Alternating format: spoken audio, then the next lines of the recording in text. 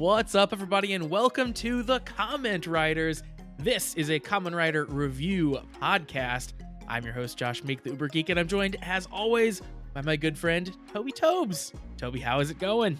Pretty good, Josh. I was thinking about it earlier today, because today is recording day. I have to start mentally preparing for the nonsense that is this next hour. Oh, I have to talk to Josh today. Oh. But I was thinking about it, and the most important thing I could think of is, you always say, with me as always, is my good friend Toby. Yeah. If I wasn't on an episode and someone else was, I couldn't say it anymore. Would you say, with me for the first time is so-and-so? Or would you say, with me not as always is not Toby, but instead is somebody else? Like, what would be the go-to phrase on the way Let out me think the door? about it for a second. I think I would say, and introducing is what I would say. Even if it was a one-time thing, like I took 1 week off and I was like, Josh, we really have to put an episode out just this one time. Get someone else. Yeah, I think I would say, and introducing my co-host for the week, and then I would introduce the person. Yeah. Okay, just curious. And I want to see how replaceable it was, really. And then from that point on, I would never be able to say, and as and joining me as always, because it wouldn't be as always, because there would be the one time when you didn't join me. So then, would the intro from that point going forward would be different? And with me as always, other than that one time. Yeah, I think that's how we'd have to do it. And with me as always, except for the asterisk, the one time when he wasn't here, my good friend Toby Toes. That's what it would have to be. It'd be a much more complicated intro from that point on. I think I need to take a break once every 4 or 5 months, just so we can have maybe a rotating cast. Not so much that I want other people to have my co-hosty type role. I just want to see how many asterisks and modifiers I can get in my personal introduction. Are you just trying to quiet quit on me? Is that what this is? With me as always, other than that one time when he said he was sleepy, and that other time when I think he was sick. At least he told me he was sick. And that one other time when he just didn't show up is my good friend Toby Toes. That'd be great. The one time where I'm pretty sure he was in prison. He won't admit it, but wasn't returning any of my text messages. Yeah. Speaking of, if I ever don't return your text messages or Discords or however else we communicate, assume I'm either dead or in jail. I think it's probably the best move. The funny thing is, I've thought about this before, not with you specifically, but with this type of friendship. You and I don't live near each other.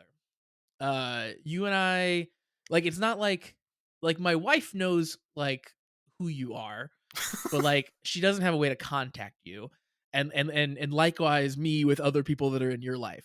So yes, if you died tomorrow, I don't know how that news would get to me. I don't know if anyone would let me know or not. And the other way, if I died tomorrow, I don't know if you would find out. It's weird, right? That's a weird thing to think about. I in my mind, I've remotely started planning for this. Oh, good. So it's funny that you brought it up, because this is going to be a fake but real conversation. So I'm gonna put some responsibilities on you. Okay, good. as the most techie person that I am adjacent to in my life and sphere of friends and everything else. I think I might tell my mom that if anything ever happens to me, she needs to contact you, so you can disseminate the information across other platforms. I love it. I love it. Because I thought about this before too, and I was because I have LastPass with a bunch of passwords in it, which takes out a bunch of the things. A pin on my phone, obviously, I have this show with you, my YouTube channel, my Dumb Birds channel, all that dumb stuff, and I have enough friends that are internet only that I don't know how the information would get out there. So I need to get a source that can handle getting the information out there. And I really think my best bet is to tell my mom to tell you and just have her send you my phone and everything. And then you have to tell everybody else. I was gonna say, because I think with zero physical access to your stuff, I still think I could get enough word out and contact enough people that it would work. I think I'm that good at internet sleuthing. But I think yes, if I got Like if your mom sent me your phone, then we're golden. Like I can let everybody know. I can turn things into like memorial accounts and all that stuff. Like I can handle things. I'm very happy and proud to be your death canary in a coal mine. Because like there used to be the years and years and years ago, there used to be a website that was mainly geared towards people that played WoW. It was mainly for people that played WoW. It was basically like a kill switch where you set up your account on this website, and if you didn't check into the website every week or 2 weeks or whatever time frame I think you set it for, if you got to that date and you didn't check back in, it would treat you as that you passed away, Oh wow. and it would Okay. send out messages to whoever you asked it to process that information. So Wow. this is just a more human example where I'm going to rely on you to get Yeah. the information out there. I think that makes a lot of sense. Yeah. Yeah, that's funny, yeah, because that totally is a thing that people have needed to solve clearly for years with that WoW website. I'm assuming so obviously to make something like that, it has to be more of a kill switch scenario where you have to check in, because otherwise, what would be the trigger for it to know that you have died? But I imagine there's so many false positives from that website where someone signed up and then just forgot or like went on vacation or something, and then it was just like, oh god, now everyone thinks I'm dead. Hang on. Yeah, the dumb shit happens. You never know. That's great. Uh, yeah, or then we could like fake our own death too. I guess that's the other thing we could do is we could just make an elaborate uh fake death situation whenever we wanted to quit podcasting, and no one would know. I guess so, but Yeah, like again, because this is internet only, we could just stop. that's true. We could just stop. Yeah, I thought when you were like when you were like I thought about this, and if I die, I thought where you were gonna go was if I die, I'm gonna need you to get on a flight, come to where I live, and delete all of my search history. I'm just gonna need you to bring a sledgehammer on a plane and just break this computer. I I mean, thought that's the so direction this is going. it's funny because even the time I like, even the times I do search for dumb shit, it doesn't matter at that point. Like, Yeah, my I parents know I'm weird. I'm not yeah. like there's nothing that's in there that's gonna be like highly incriminating. It's just gonna be weird shit. Yeah. So I feel like I could really just get okay with it. Like I worst think case, you're gonna have to fly here and like get all these records out of this room, and that's really gonna be that's like more of a punishment than a friendship thing, it but is. That that's gonna really be your is. gift. My I guess two tangent thoughts. One, speaking of getting rid of things after you die, um, my parents are collectors of things. Like they have a bunch of antiques and stuff, and like my dad has a ton of like random stuff and tools and all kinds of things like that he's amassed over his lifetime. And they always joke about like oh it'll all be yours when we're gone, but really it's just me like thinking like oh my god the amount of auctioning and sorting through crap that I have to do when you guys die is just going to be monumental. So yes, it is more of a burden than a benefit. Just um throw it in the trash though. like So some of it you can't, but like some of it's just literally huge large things like I don't know. take it to the curb. See, like that. So like it's not. Hopefully, Like it's not like, anytime I can't soon. But just put, like, like, a motorcycle on the curb, you know what I mean? Like, it's that sort of thing, right? okay, It's like a big, huge thing, and, like, what do I do with this? I have to sell it. Like, I have to deal with that. I don't know. Like, that level of thing. because like at least like with all like helping my gram clean her stuff up, she'll find like a box of fancy doilies or like old sheets or something. And she's always like, "Do you want them?" I usually just say, "No, just donate them or we'll throw them out." And like she asks me these questions in a way where she's always says like, "Well, I'm just trying to help clean up my stuff now before you have to deal with it later." And like I appreciate the vibe of what she's saying, but Yeah. if it's such random stuff, I always tell her. I always just say like, "I'm just gonna throw it all in the trash anyway. Like, don't worry about it." Yeah, the answer is just Like always throw it. I'm gonna empty this out as much as possible. Like obviously, family heirlooms and stuff like that. Dude, those I would obviously treat different, but it's like all the shit she finds that she's like, I just want to make sure you don't want it. I'm trying to clean up a little bit. Like just throw it out. It's all good. That's called a Swedish death cleaning. I think it's a Netflix show or there's some show called that. And yeah, basically the concept of Swedish death cleaning is exactly that. That you before you die do the big house clean out thing that someone would do upon your death. Like you get rid of everything that doesn't matter. You only leave the family heirloom type things. Uh which is a thing that I will never do because I love my physical things. I'm a collector of physical things, but it's a nice thought. Yeah. It's like so you get, it's like Marie Kondo for Yeah, the it's next, for it's like like for 5 years later. This is the next process. yeah, exactly. Like so it's not as much like things that spark your joy. It kind of is, but it's like things that you know are important, I guess, like in the long term. But yeah, This is quite the morbid intro. certainly. What was the other thing I was gonna say? So we talked about you talked about your records. Uh Collecting garbage, death, yeah, I don't know. deleting searches. Oh yeah, the deleting searches thing. I truly realized, and maybe I talked about this before. I realized the other day that I am definitely at an age now where I do not care what people think about me. Like there maybe was a point in my life where I would say like, oh yeah, if I die, like delete my search history because I would be, I don't know, ashamed of like the wrestling that I watch or something like that. But it's been a very long time since I've cared about anything along those lines, like people knowing what I'm into or whatever. Um, and I realized I was at that point 100% just the other day because my wife was gonna post some pictures on Facebook, and she like needed to explain what I was doing in this one picture. I won't get into like what it looked like, but like she needed to explain in the photo because she thought that if people mistook what was in the photo that I would be embarrassed. And I realized that like, no, I don't care. Like I literally have no care whatsoever about what some random person on Facebook would think about me, whether they would take a picture completely wrong or whatever. Like it doesn't matter. It's a very freeing feeling. Just like it's not a thing. It's all good. So, yeah, especially if I'm dead. You guys can know anything about my search history, it's all good. So like, and now I'm thinking about it because I just tried to look up how to find my search history, which isn't Yeah. really hard. But I don't even know. Like, I know it's like a joke, but like, I don't even know why you would do that. Like, why would you even care? Like, look at my search history right now today. I searched for Google search history.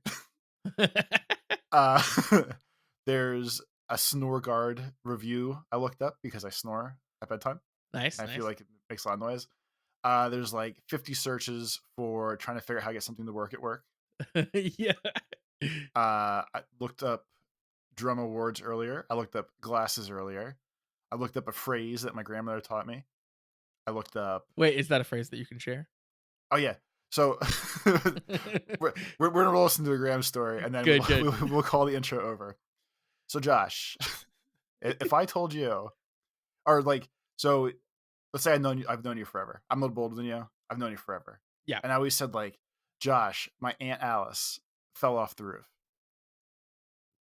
What would you think happened to my Aunt Alice? That she fell off the roof?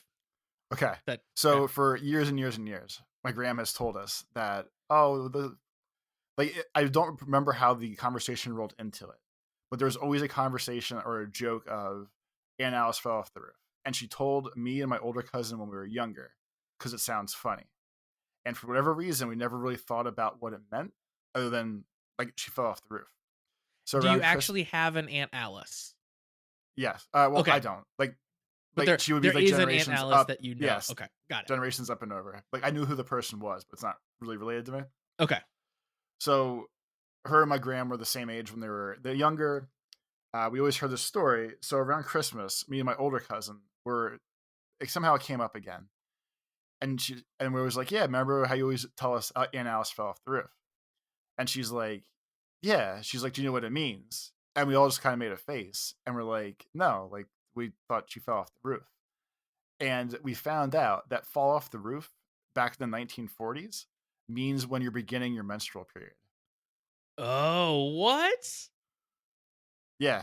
So I've never heard that. That's amazing. no one has. So I was telling other people a story earlier too. But like she like for years and years and years, she always told us this story. And we never really thought about it. And she said it that like people would use it as a joke. Like they would laugh at Aunt Alice that she fell off the roof and everything else. And it just seems like a surreal thing. So today I was actually Googling the phrase because I actually wanted to see where it came from and where it was a thing. I found out today that in 1943, Kotex, the tampon makers, Yep. people, Yep. They put out a pamphlet titled "As One Girl to Another." They gave a list of nicknames about when that special time happens. Uh, there's a little quote in this very old timey book. I'm gonna send you the picture of the page. It says, "But maybe you haven't had this experience yet. Maybe you're not even sure what the word menstruation means. Girls have all sorts of crazy nicknames for it. You may have heard them talk about falling off the roof, getting the pip, or grandma's coming to visit." I've heard grandma's coming to visit. I've heard that one before. Okay, but yeah. That's So amazing. that's in my search engine or my search results for today. I had a big Perfect. day today. uh, I was wondering if there wasn't even an Aunt Alice and it was like a please excuse my dear Aunt Sally type situation. That'd be even funnier if she told us a story all these years about a random person that didn't exist about what she got her period. Yeah. Yeah, I've definitely heard the grandma's coming to visit, which is even weirder. uh oh look, there's some call it the monthlies. That at least makes sense. Falling off the roof, I l- And there's not even like I can't even find where the idiom came from. yeah, Like that's what I was trying to figure out in my head. It was like, how would that even make sense? like that's where Google failed me today. Like other than that being a phrase that was in that little probably phys ed health class book that kids got, Yeah. I can't find any other information about Man, crazy. Just crazy. it. Well, on that So note, I was gonna say, so everyone that missed us for the past 2 weeks, welcome back. yeah. this this This is is what it. you're here for. Congratulations. You're here in the gutter with us. Speaking of being in the gutter with us, Toby, we do have a Patreon. If people wanted to check that out, I'll go ahead and shout that out right now. That is patreon.com/ the comment writers. That is our comment writers Patreon, where we post a bunch of watch and react videos, bonus content. If you want to watch, right now we're going through X8. If you want to watch X8 with us, here are our thoughts, here are our jokes as we go through it. You can do that. We also occasionally put up even Gotchard watch alongs. We'll get back to that probably again here in a couple weeks once we're caught up from our little break that we took. But lots and lots of bonus stuff on there. Honestly, at this point, like hours and hours. I think we just posted maybe our 50th watch and react last week. And 20 minutes a piece. That's a lot of that's a lot of That's 20 that's minutes. a lot of time. Yeah. And actually we did Black Sun, which were longer ones too. So those were close to an hour for like 11 of them. So we have hours and hours of bonus content to watch. So check that out over on the Patreon. You also get to join our Discord community, which is super, super fun. And speaking of being in our community, we'll transition over to emails because you can also send in emails if you would like to communicate with us. You don't have to be a member of the Patreon to send an email. We love hearing from everybody. The email address is cast@commonwritersucks.com. Cast@commonwritersucks.com. For the third time, cast@commonwritersucks.com. You got to say it in threes, Toby, so it launches and just latches into the people's brain. That's how marketing works. This is how Is that a real advertising thing? works. Is that a real thing? The rule of Is that a real threes. thing? Yeah, I think so. Yeah, Okay. I believe it is a commonly held conception. I don't know if there's any science behind it, but you always hear it. You gotta say it three times. You gotta say it three times. So cast@commonwritersucks.com. We did get an email this week that comes in from our friend Shade. Shade is awesome because Shade has compiled here all of the news and stuff that has happened over the course of the couple weeks that we have been off. Things we've been talking about in our Discord, but we haven't talked about here on the show yet. So great stuff that we are going to dive into that is it's rife for conversation. Ooh. So Shade says, "Greetings, everyone. It's time for another email. Last time I lost my scoop on Sukumon Deka to David, and I was actually very impressed. He did way more research than I did, so I'm kind of glad he did it. He got it first. I also plan to write about the Inoue family as well, but it's a whole deep rabbit hole, and I wasn't sure if I should go that deep yet, and also because it would take a whole essay to cover even the basics of their contributions to Kamen Rider and Tokusatsu as a whole. But I gotta say, the highlight of the episode was definitely Toby remembering an email from 6 months ago. I was very impressed by that." Just a mind like a steel trap over there. Exactly. Locked in. Anyways, while you guys were gone, a lot of stuff happened, so let's look at some of that now.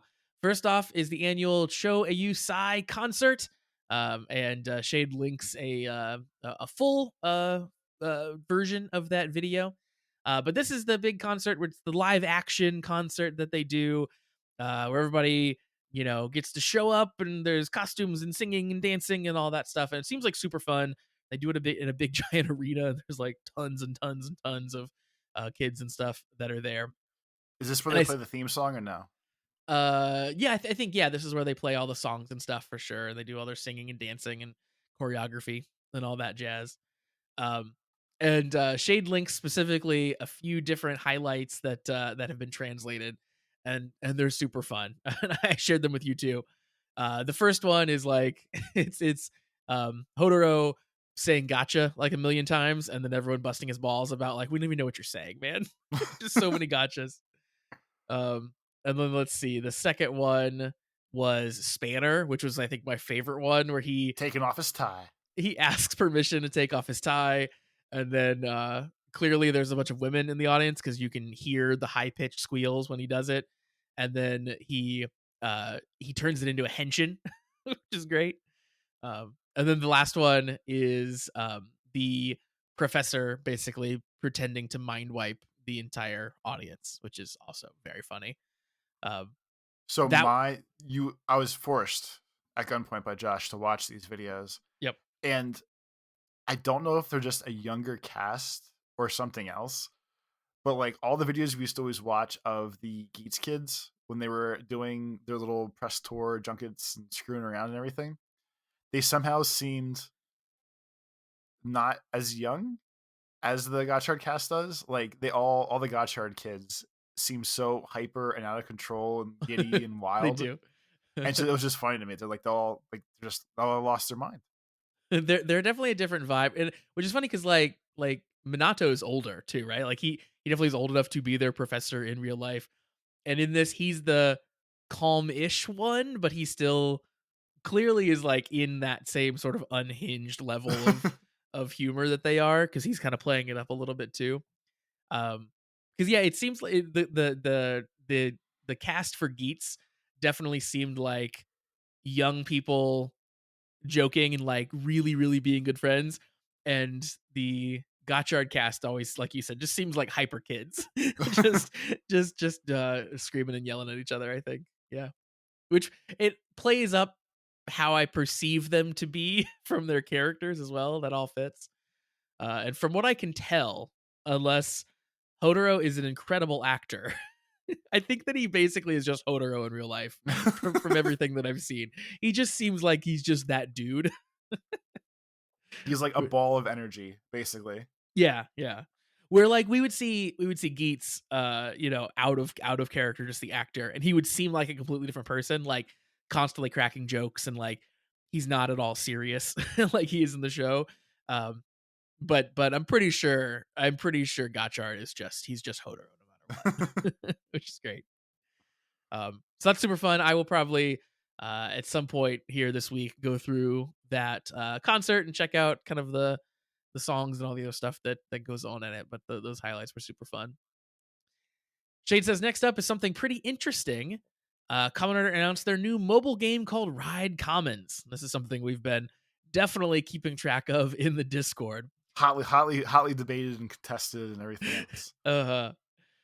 But Shade goes on to explain it's a gacha type game, but instead of hot anime girls, it's going to be hot anime Kamen Rider boys. The game will have a story written by Yuya Takahashi, who worked on Xaid, 01, and Geets. The plot summary of Ride Commons is the story is set in Nijigao City, where nature and civilization are in complete harmony. Ooh. However, in this city lies a secret and evil society known as the Chaosism, where they operate behind the scenes. One day, the protagonist learns of the existence of a certain Kamen Rider who lost his true memories due to his human body modifications from Chaosism. The main character, you, who has inherited the role of agent from your late father by supporting the Kamen Riders, must change the predetermined destinies of 16 Kamen Riders, all of different ages, occupations, beliefs, and self-individuality, and fight to restore their memories. And then yes, there's a teaser trailer and character introductions that we've checked out here. But Shade says from the characters we've seen so far, it seems like they are a reference to the mainline Kamen Riders, and there's even a guy that is based on Waz from Geo. So yeah, if you haven't looked up any of this art, it's hard to explain. You probably just need to go It, Google it it's like because any fancy RPG gotcha game art, yeah, basically. yeah, exactly. Yeah, if you've seen any of these like husbando games, the art is very similar to that, where it is just hot anime boys, and they are referencing Common Riders, but I'll say like if I just saw some of this art without knowing it was Kamen Rider influence, I might just like look over it without even that even triggering in my brain. Like there are some where it's very clear that it is like, oh, they're doing Kamen Rider double here or something. Yeah, But then there are others where it's just like, I don't know, it just looks like generic anime armor or something. Because, and I think the thing that always takes my brain away from Kamen Rider is they don't have helmets. They have like visors kind of across their face in some cases, but mostly their faces are not obscured in any way, which definitely makes them very uncommon writer for me in a lot of cases. Um, so I like the art. It's an interesting take, I think, on the entire common writer aesthetic. yeah. Uh, but I don't even think we'll get this game. I think you and I were talking about that the other day. I was just like, this is all cool, but I mean, like, I think we'll have to like be downloading this game from a Japanese app store to even like try it. Well, you have your I, crazy hacked Beyblade I do. device, so Yeah, no, you're the best chance for all of us to see what's going on.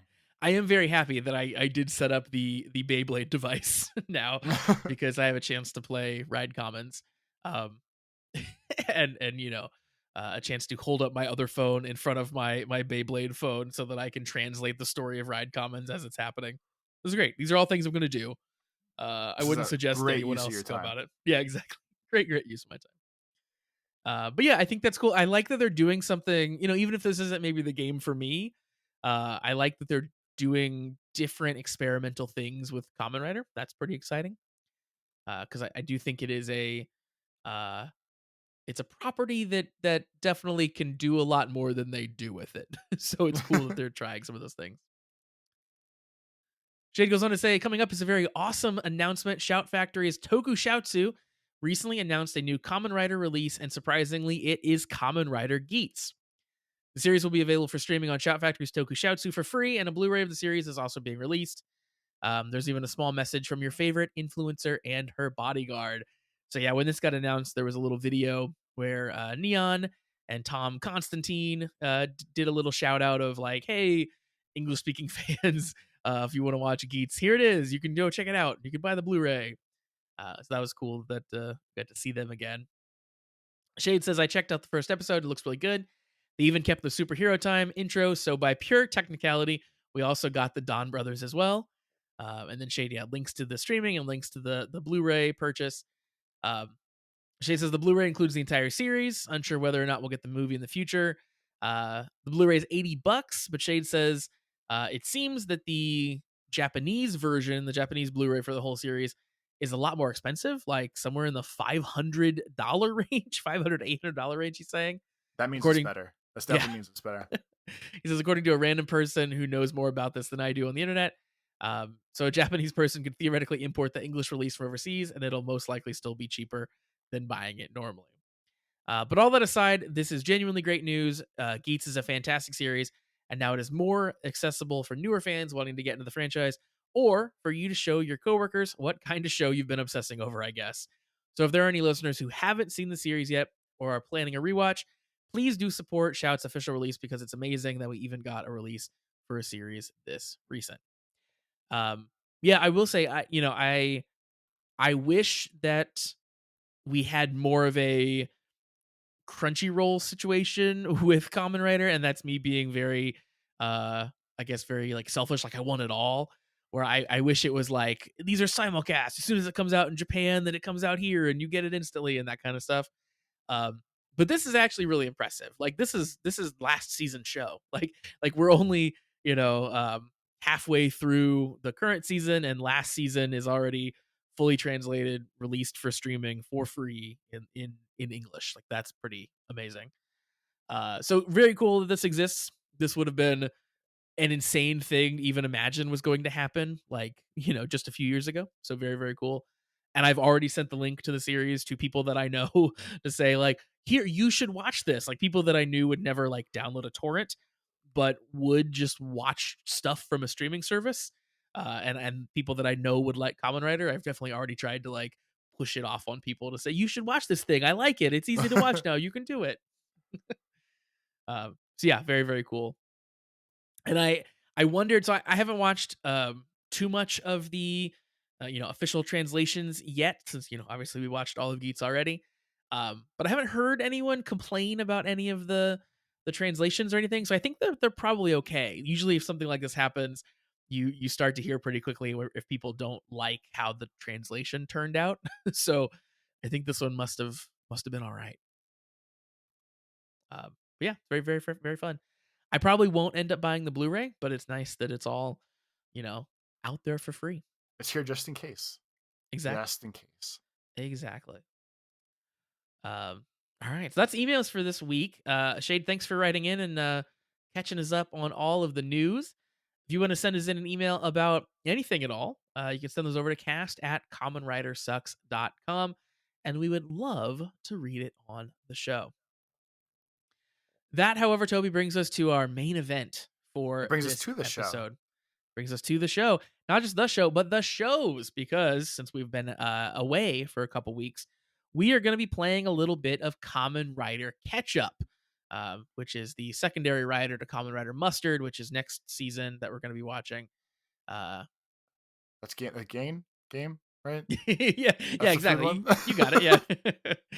But no, we are going to be covering a couple episodes of Kamen Rider Gotchard here, episodes 22 and 23. And then our next episode, we will be doing the same thing.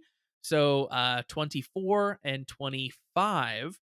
And then at that point, we should be back to our one episode per episode thing. So look for double headers for the next two times around. But this time around, we are talking about 22 and 23, and we're starting here with episode 22. This episode of Kamen Rider Gotchard is called Love is a Saber, Suddenly a Kemi Story. So this, my dates and times and weeks are all thrown off.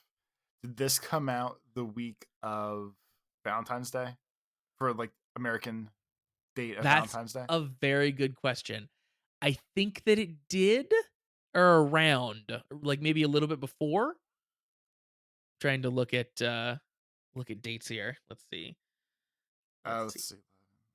Who can find it? It aired February 10th. Okay, so it would have just been a little bit before. Yeah, like the weekend of Valentine's Day.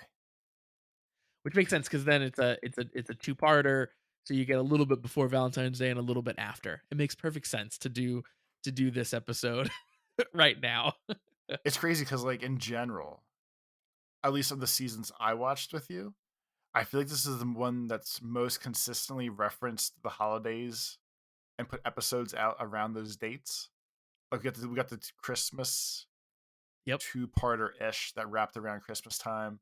We have the two basically Valentine's Day episodes that wrapped around Valentine's Day. Very on brand this year for this season. Yeah, they're really liking the holiday stuff, which, you know, is fun. I like that. And also, especially when you have this many chemis and you can do very thematic things for your Valentine's Day episode, you might as well. Because of course, Toby, Valentine's Day is all about love, and that is exactly what this episode is about. In fact, so much so that it opens. Actually, really, I thought the opening was very funny because we open on Hodoro coming in with like a cowboy hat on because he just had caught the Triceratops Kemi. So I like you get to see like mid adventure. I'm actually pissed that him and Kudo obviously went on some sort of Jurassic Park like adventure. Yep. And we didn't even get it. Just walked back and they're like, yo, we caught another dinosaur. And I guess it's probably just to cheat because the T-Rex capturing was a little suspect with the CG. Yep. So I think this is probably the best workaround to not have to worry about doing that again and just have them go off screen and say, "Hey, I caught a dinosaur." It's the most, um, hilarious, like, improv-esque approach of just put a silly hat on and say that you did a thing, and I love it so much. Like, coming in with just with I mean, like, you don't need to wear the dumb hat to go on a Jurassic Park adventure, but they had the hat on to say that they did the adventure. That's so dumb, and I love it.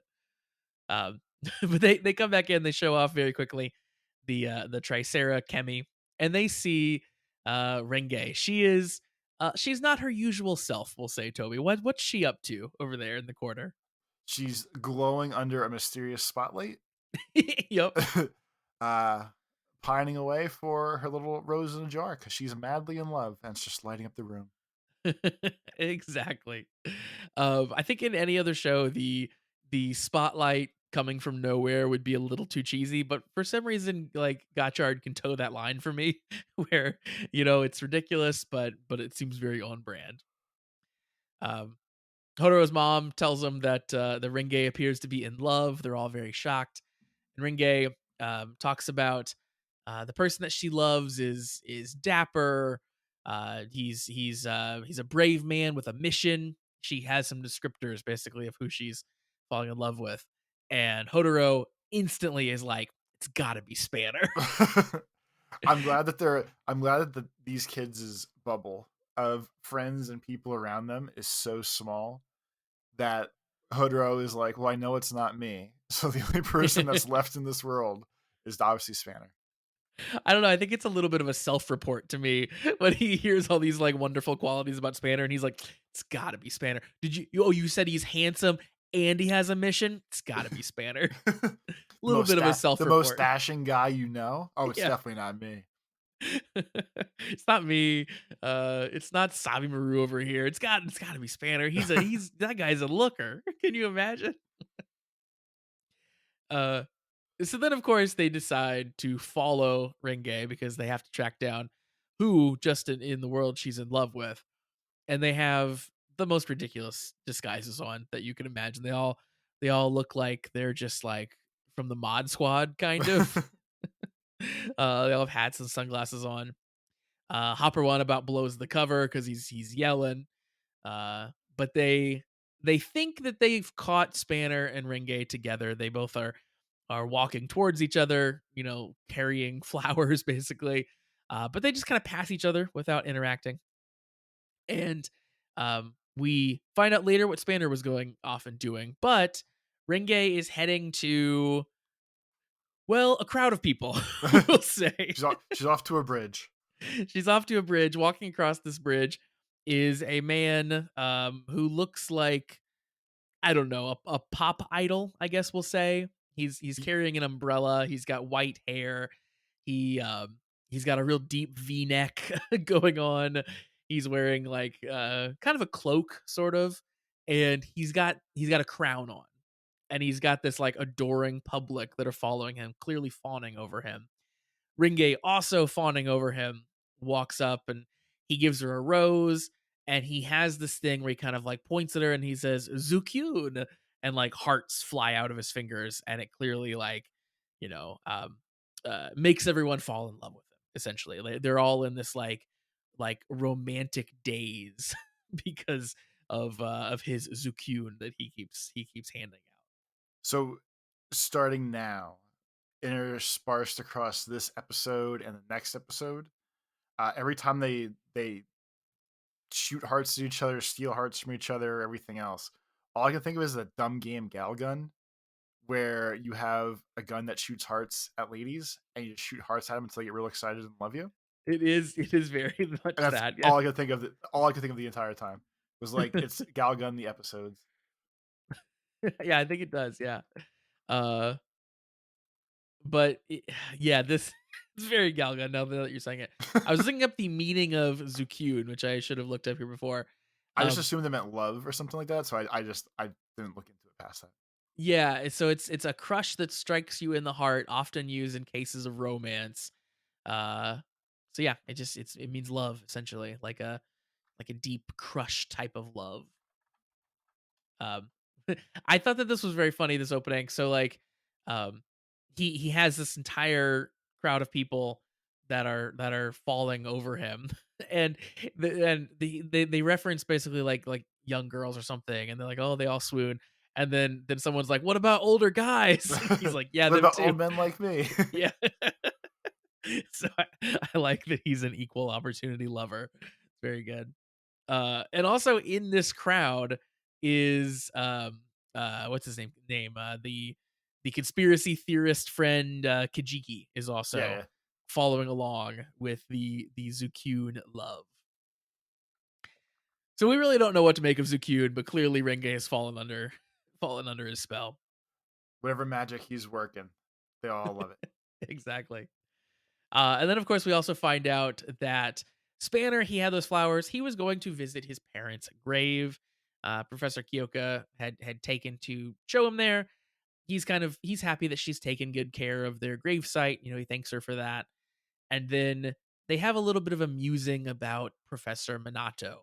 Um, Spanner, you know, is thinking about him and he's like, I thought that he was under control, but clearly there's more to it than that.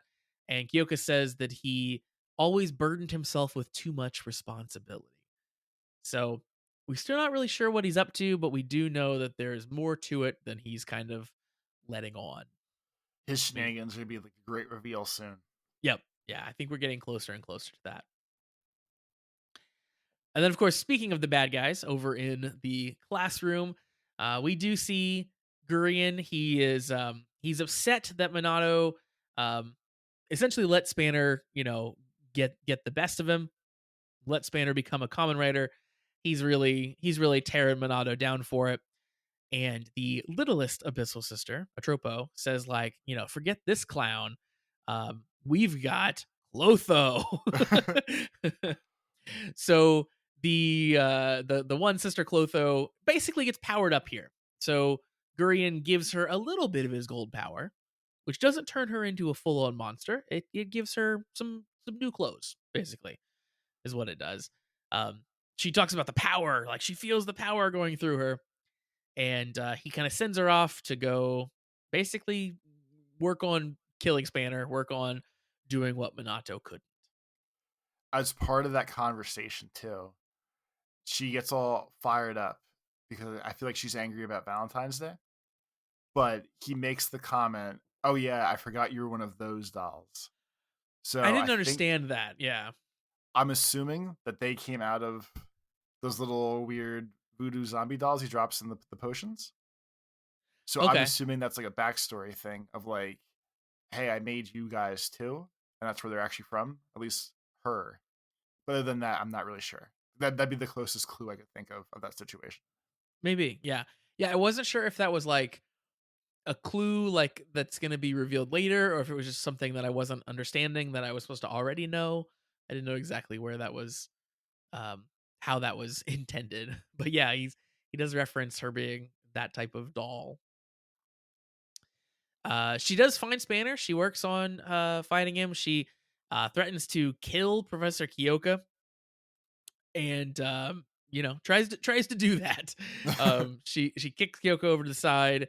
Spanner henshins, and this is our first sort of like normal episode henshin we're seeing from him. So not the big fancy crazy one his first time, but it's just a regular one.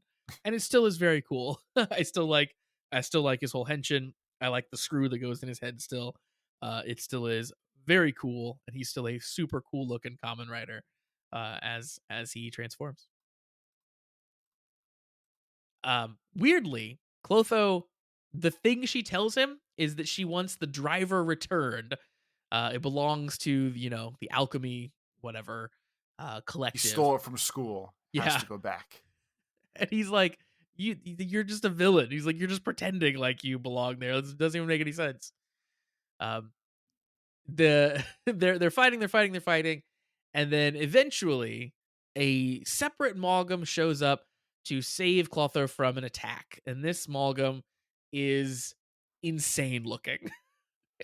I It literally was had to pause the episode to figure out what this thing was. I couldn't really crack down or figure out what it was. until I guess it was the end of this episode when it first showed up, when they combined Camantis with a liger, Yeah. and then I realized it was a liger. Yeah, But it's like a tiger looking, yeah, so it's like its head is on the shoulder of the person, and then, like, it's just random claws sticking up in the air, kinda just, like, wobbling about, and that's the thing that draws your eye, but it's just fur everywhere, and it's just nonsense looking. it's like it's a suit with a bunch of belts on it.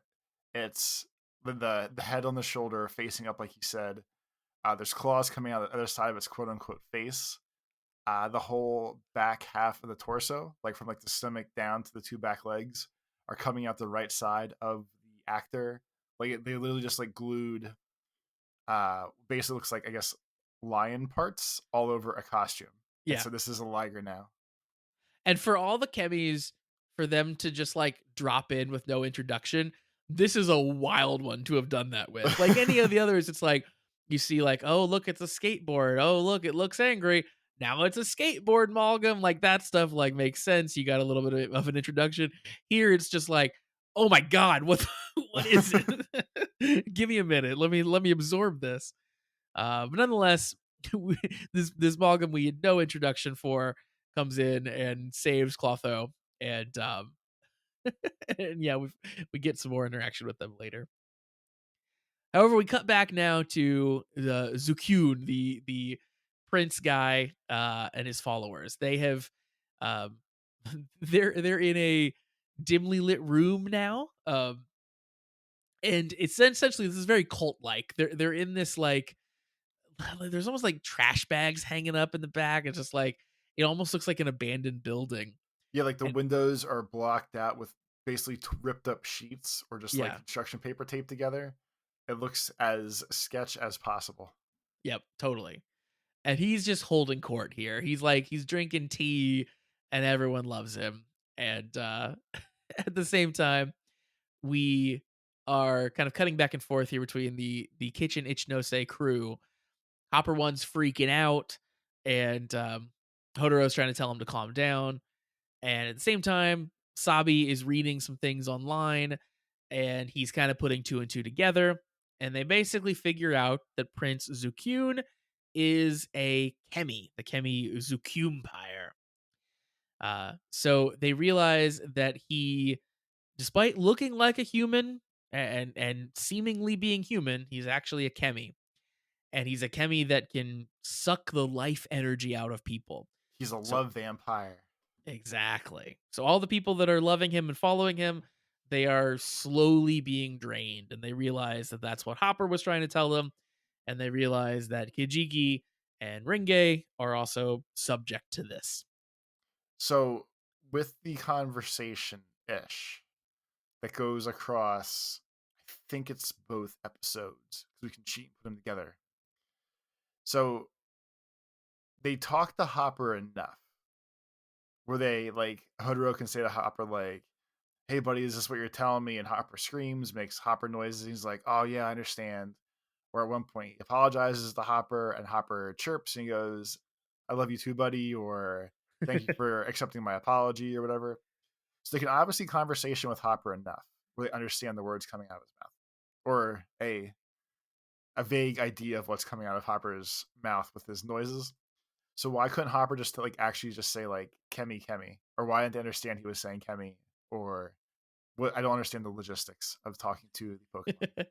Yeah, it doesn't make any sense. It seems like if you're going to do the Pokemon rules, we should be able to do the Pokemon rules of like or the Chewbacca rules of the audience can't understand but you can understand everything that they're saying. Yeah. but but it definitely seems like they are trying to play it both ways of um you can understand when you need to, but when it's like story appropriate for you not to understand, then you won't.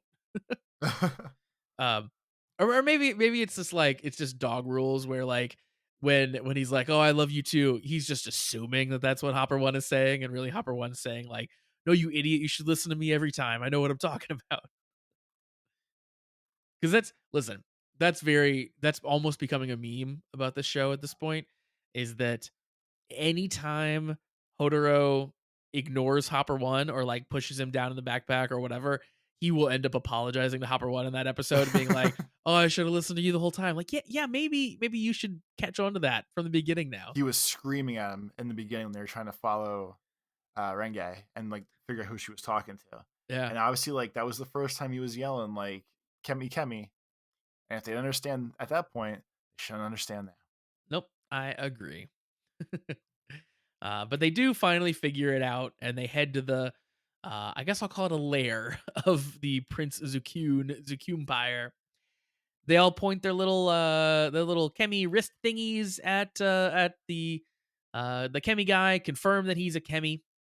They Renge basically is broke in like it was a SWAT breach. they Like they did kicked into the door, they all put their guns on him. They're like, "You're coming with us." exactly. I really like that Renge cannot believe that her third first love is a Kemi when she faints. I like that she said it was her third first love. um, and then this is kind of a very long scene, but essentially they find out or realize that he can take over. He can possess humans. They reference that it's like Wrestler G, where the Kemi kind of embodied a human, and he takes over each of them in turn, and they all give their Zukyun to each of the people in attendance. So you sort of get to see like sexy Hodoro, you get to see sexy Kudo. Yeah, it just kind of gets passed around for a little bit. um, yeah, I don't really know why that all needed to happen, but it did. It did happen there. They'll have to get a taste of what it's like to feel the love. Yep, exactly. And then the best form ever makes its return. I was We so get excited. we get Bunny Parka. As soon as he busted out the bunny, I was like, oh, "No, it's happening!" And yeah, we did it. Because the way that they resolve all of this is he turns into Bunny Parka, and Kudo is currently being possessed. He puts the parka on Kudo and uses it to like move her arms down so she's not doing like love symbols anymore. So he uses it as like a straight jacket kind of. Um, Perfect, incredible use of bunny parka. I loved it.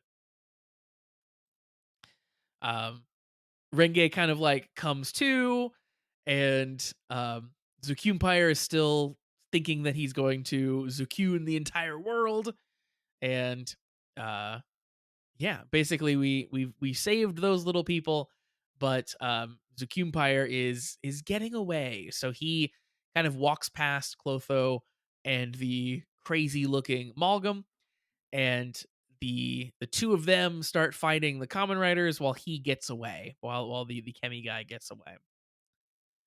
And then this is kind of where you referenced earlier.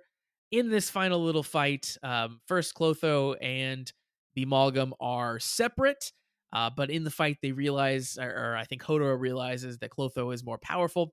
So he's going to bust out Camantus, and he's going to use the Camantus card, but Clotho knocks it out of his hands, steals Camantus, and yeah, she's able to then transform into Camantus, and then eventually does a big fusion where she both is the the liger um monster and the Camantus merged together into a kind of multi transmutation situation, because we knew that they could use multiple cards at once, so now we're getting to see that here.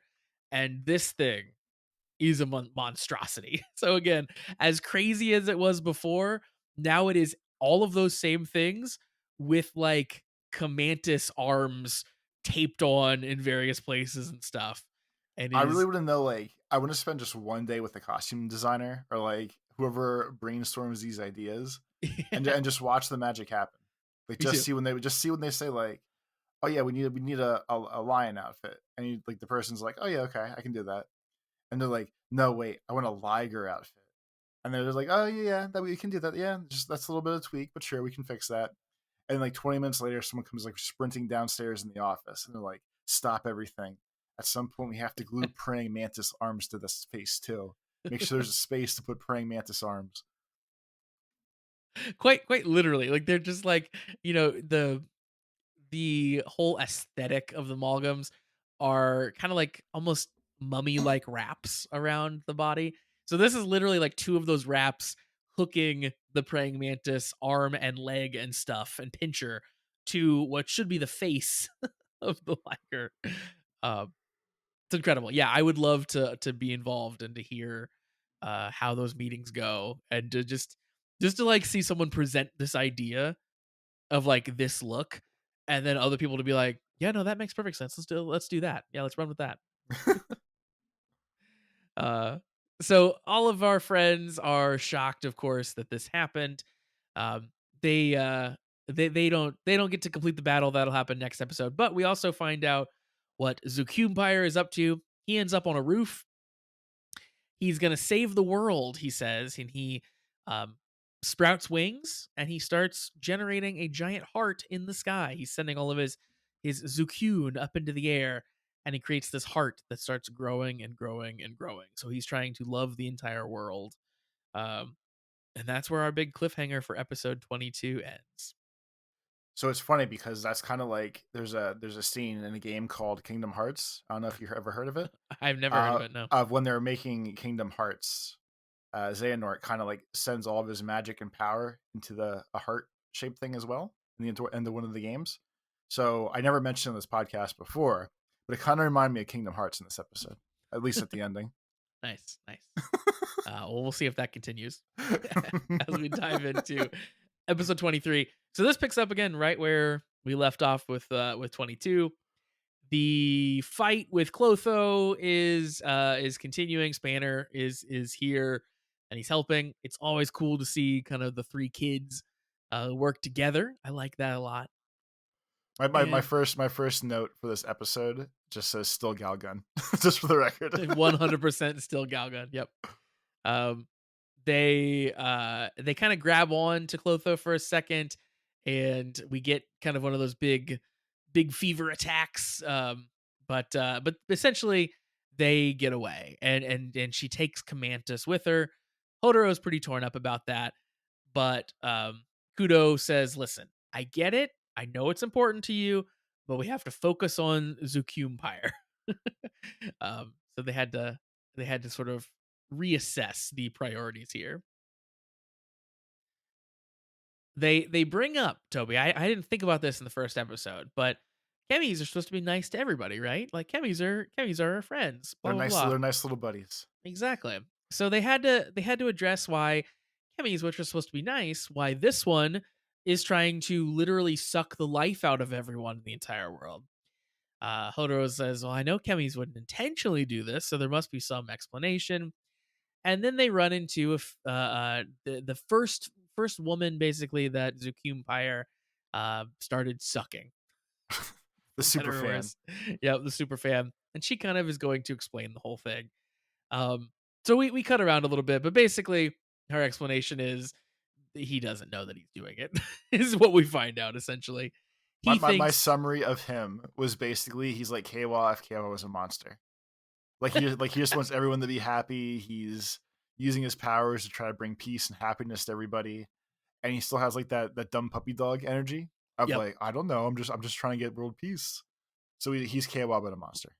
Yeah, no, I think that's 100% true. And that's pretty much where we go here with this episode. So we go find him on the roof.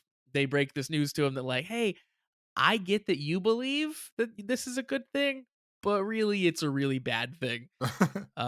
He doesn't really believe it at first. He wants to share his Zukun, but eventually excuse me, eventually they bring in that fan Yua to talk to him. He sees how she's basically like about to die because of all of her life energy has been sucked away, and his heart starts to break. Toby, quite literally, the heart up in the air starts to break. The poor guy. And it rains down broken heart fire on everybody.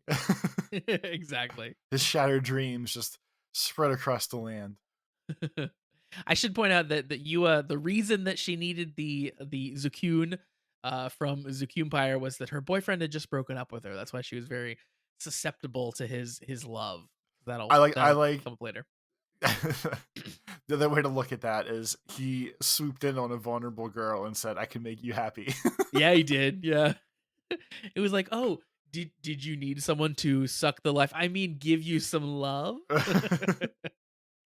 Yeah, I don't buy it this guy didn't know what he was doing. He knew exactly what the play here was.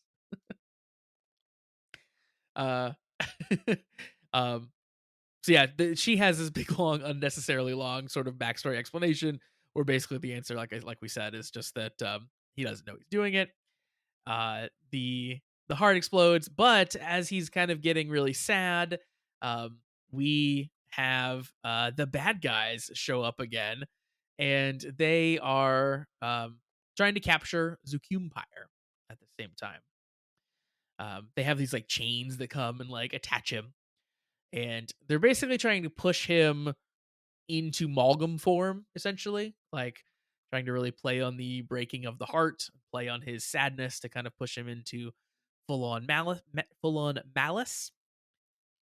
But spoiler alert, that doesn't actually work here. We do get to see some additional henching, which is very fun. Um, Kudo becomes what is it? Moon. Moon What's Cerebus or something like that, right? Yeah, Moon Service. That's what it is. Yeah, which is cool. I didn't expect to get to see a different form from her so soon, but that was cool. I liked that. I like Uh, Moon Cerebus armor outfit form better than the other one. I think something about like the all the slick blue on this one for whatever yeah. reason. I think it looks way better. It also like pretty sure like whenever Hodoro has different armor, it feels very like bolted on to his existing armor, or a lot of times it does. And this felt like a full transformation. Like it was like if I had seen this first, I would have easily believed this was base form. Like Yeah, it was very cool looking. Yeah, I like that a lot. Hodoro calls upon X Rex briefly. We get to see him do that again a little bit. he also But turned into Spider Ceratops earlier to make a little oh wooden right, shield over his friends. yep, that's right. I forgot So about that one. we'll probably never see that again. But Never again. he turned into Spider Ceratops. Never again. Um, let's see. They continue to reason with Zakumpire while he is having his heart broken, and he but basically they still want to find a way to bring people happiness to bring everyone his love, and he agrees to work with Hodoro. um, which I think is like As they always do, though. I yeah, mean, they do, yeah. Like, it didn't involve like, I was trying to think was that the easiest sort of, like, win them over that he's done? Maybe not. Maybe, like, the UFO wasn't too bad once they actually, like, encountered the UFO for the first time. But, yeah, this one, it was basically like, "Okay, yeah, I feel like you're a good person. I'll come help you. it I'll was become a basically a card." minute of conversation. Yeah, They're like, yeah. "Hey, buddy, just so you know, you're actually hurting people more than helping them." And he got wrapped up a little bit, of course, but he was like, "You know what? I just might be. I just might be." It just might be, yeah. So yeah, he wins him over, and Clotho basically gets pushed back now with the power of Kuyun, I guess. um the jet His Chemi card itself, when they show it, uh-huh. for whatever reason, his looks like the most anime out of all of them, even though they're all the same basic animation, like animation art cartoon style. And I decided we need to open another box of Chemi cards so I can To get possibly get a Zoompire. I agree. I think you should buy some. Yeah, because we need a Zakumpire. Yeah, he looks the most anime because he's just full on anime. Like he's got blonde hair. He's wearing this like long Dracula cloak. Dog. He's got like wings straight from like Darkstalkers. Like he's just a full on anime dude. There's no way that you could draw that guy and not make it look like anime because he's every anime trope that you could possibly imagine. For some reason, he has a down arrow on his forehead. I need someone to write in and tell me why he has a down arrow. Like what Because he wants to look cult? like Aang from Avatar. Yeah, this Avatar, the last Airbender looking motherfucker over here. My Total. only real assumption, I'm gonna beat Shades to the scoop just in case it's right. I assumed it's because of the alchemy arrows and Maybe. because he was always, secretly a chemi. But other than that, I have no good guesses. But that's the only remote tie-in to everything else I could think of. That could be. Yeah, that could be. Um, Pyre and Yua, his kind of first disciple, they have a little nice goodbye. He clearly does care about her. He clearly, as we joked, but like clearly didn't want to actually be hurting people is what we found out. And she's gonna feel all better. And then we get a little bit more scene back over in the classroom. So Gurion is, upset that Clotho did poorly. But he says that it's okay, because the key is to infect chemies. And he says their next experiment will take everything away from Hodoro and all of the Kamen Rider gang. So they clearly have things going on in the background still that we don't fully know about. And then we get some very knowing glances around the room a little bit, and we end with Gurion giving Minato the Dread Driver once again. I guess Atropo brings it out, but they give Minato the Dread Driver and a unicorn card, and This one's gonna be Minato, more powerful. yeah, Minato has like a little smirk at the end after he gets this. So one has to wonder, like, is this part of his ultimate plan here, playing along with the bad guys until he gets like the chemi that he needed or something like that? Like maybe he just needed to get powerful enough and this is the way to do it. Who knows? I guess that's the way it's gonna work, only because obviously he was being dickish to get Spanner to become a real Kamen Rider.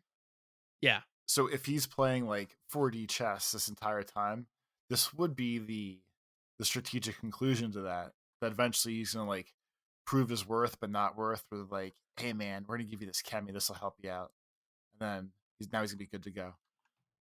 Yeah, I can see that. Yeah, like, it's like, hey, I awoke Spanner while I was a bad guy, and then also I acquired this chemi card that otherwise I would never have been able to obtain. Like, yeah, I can see that as reasonable reasoning for everything that's happened with him, I guess, so far.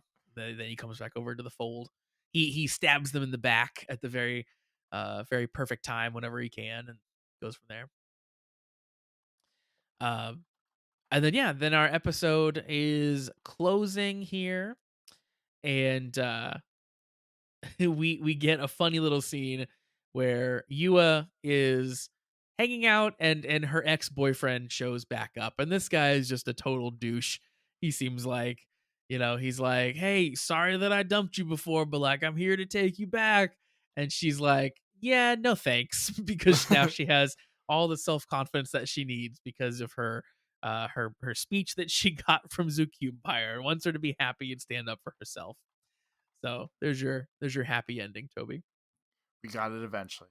One of my favorite uh ending esque parts was when they're talking to Mr. Pyre in the kitchen, or the team building base, aka Hodoro's family restaurant. Uh-huh. Hopper just wants to hang out with Kunpire guy, and Hodoro starts getting jealous that Hopper doesn't love him as much as the sexy vampire. So his friends are like deadpan, just say like he's jealous of a Kemi now. Yeah. I forgot about that. Yeah. It's like, yeah. He's so insecure. That's really what we know about Hodoro. Is like he's so jealous of Spanner. Now he's gonna be so jealous of a Kemi because he's a sexy Kemi. It doesn't matter. Yeah. Anyone who shows another person eyes, anyone who shows someone affection, like, why isn't it for me? Yeah, that's really good. Toby, what are your thoughts about the two-parter here, focusing on Zukumpire? It was, I mean, it's all pretty funny once you realize he's like, I didn't see where it was going at first.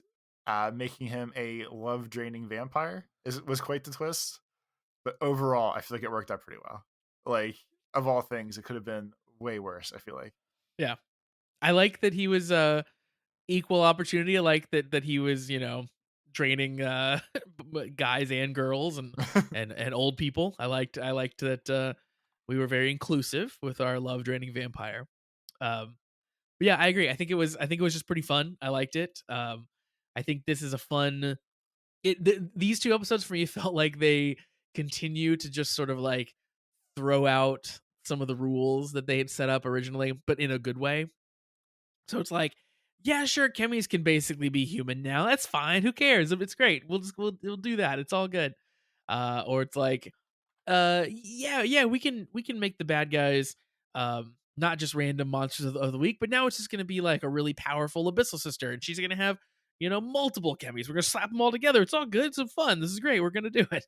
I like that they're really continuing to rework some of that formula and make it feels fresh and exciting because of that. So yeah, I think this is fun. I like kind of the direction they're going. And while a lot of this was goofy with the Zukumpire, I think um, they're striking a good balance where it still is a fun, lighthearted show more than Geats was, but it is serious enough that I can take it seriously, and I'm not just like rolling my eyes at how goofy the entire thing is. So I think that they are somehow managing to strike that strike that balance for me. And Toby, I think with that, that is going to wrap up our episode for this week. Our two-parter here on the super episode. Yeah, big super episode. Gotchard's 22 and 23. Once again, if you want to send us in an email, send those over to cast@commonwritersucks.com. And of course, we mentioned it at the top of the show, so I'll say it once again. We do have a Patreon with tons and tons of bonus content. We'd love for you to check that out. It's just $3 a month, so really good deal. You get bonus content every single week. That's patreon.com/thecommentwriters. And there's links down in the description where you can find that stuff. So, yeah, that's going to wrap it up. Toby, why don't you tell the people where they can find you on the internet? On Twitter, it's Life of Tobes. And on YouTube, it's Tobes Plays. I am on Twitter at PrettyDeeceJosh. I'm using Blue Sky a little bit more often. I am at meek.lol over there. And yeah, check out youtube.com/PrettyDeece for our video episodes. All right, that's going to wrap us up for this week. We will be back next time, once again, as mentioned, for another double header episode discussion. So we hope you join us back for that. But in the meantime, have a great week, everybody. Peace.